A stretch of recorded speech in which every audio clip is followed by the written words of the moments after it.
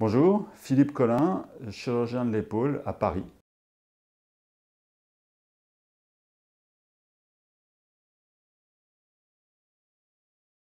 Eh bien, c'est vrai, incroyable, incroyable, ça date de fin 19e, un chirurgien Duplay qui a décrit ça, et depuis, on ne sait pas pourquoi, ça reste comme ça perdure. On a encore des patients qui nous sont adressés pour périarthrite scapulo-humérale, alors que j'ai personnellement jamais vu d'épaule tuberculeuse.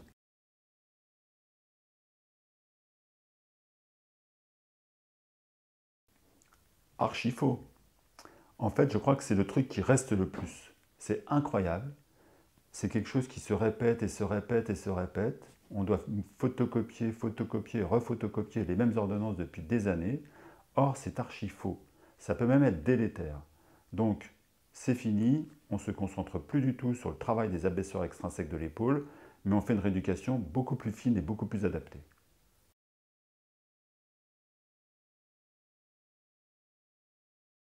Alors oui, c'est la seule articulation pour laquelle on peut mettre une arthroplastie, même s'il n'y a pas d'arthrose. Ça paraît incroyable parce que la prothèse, c'est fait pour l'arthrose, mais la prothèse inversée, elle fonctionne tellement différemment qu'elle est capable de restaurer un mouvement quand il n'y en a plus. Ça, c'est cette grande force. Donc quand il y a des grandes ruptures antéro-supérieures, plus de supra, plus de sous-scapulaire, on peut proposer une prothèse totale inversée alors que le cartilage est parfaitement normal pour restaurer les mouvements. C'est faux. C'est tout à fait faux parce qu'il faut bien comprendre que si on répare une coiffe passée 70 ans, c'est pour obtenir l'antalgie, pour que les patients n'aient plus mal. Alors c'est vrai qu'ils cicatrisent un peu moins, mais quand on a déjà infiltré, déjà rééduqué, on ne peut pas laisser les patients souffrir, il faut les opérer.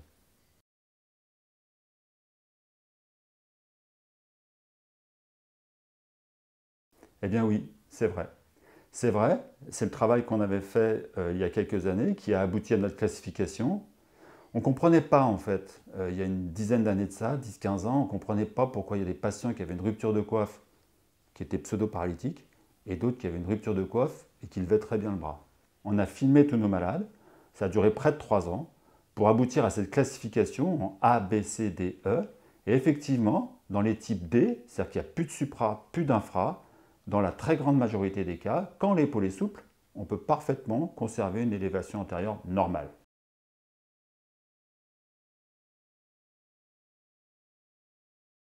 Alors, le jamais, il faut toujours faire attention. Mais c'est vrai. C'est vrai que de toute ma carrière, je n'ai jamais vu une capsulite rétractile idiopathique récidiver. Je me suis dit, tiens, c'est bizarre, mais en fait, j'ai regardé il n'y a pas longtemps un article finlandais qui confirme que sur plus de 1500 cas, il n'y a pas de récidive de la capsulite rétractile. Par contre, ce qu'on peut dire à nos malades, il faut les prévenir, c'est que dans 30% des cas, ils peuvent faire une capsulite du côté opposé. Et si on ne fait rien, le patient récupère en 2 ans environ, et c'est là votre rôle de ne pas le faire attendre 2 ans.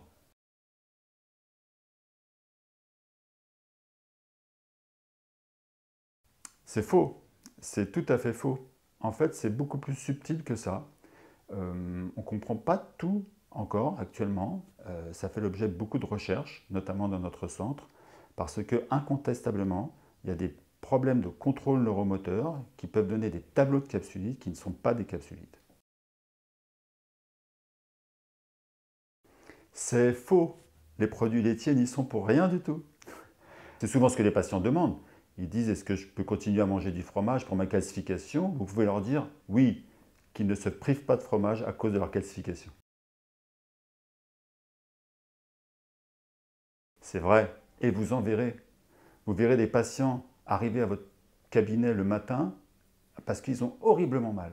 Ça souvent entre deuxième partie de nuit, 2 heures du matin, 6 heures du matin. Ils se mettent à avoir une douleur épouvantable. Vraiment, ça fait extrêmement, extrêmement mal. Ça dure 48 heures.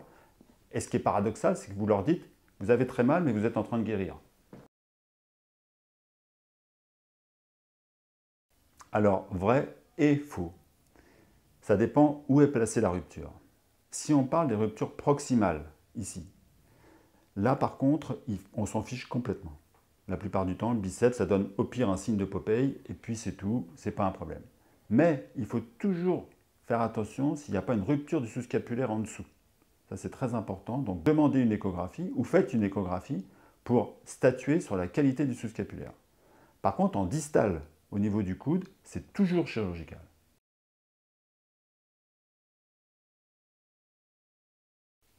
Alors, vrai, mais pas que. En fait, le problème actuel des dyskinésies scapulothoraciques, c'est qu'on met tout dans un même sac.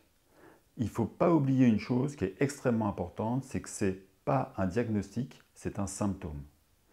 Actuellement, on est en train de comprendre qu'il y a différentes étiologies et il y a un grand dénombrement qui est en train de se faire et je pense qu'on comprendra de mieux en mieux au fil des années.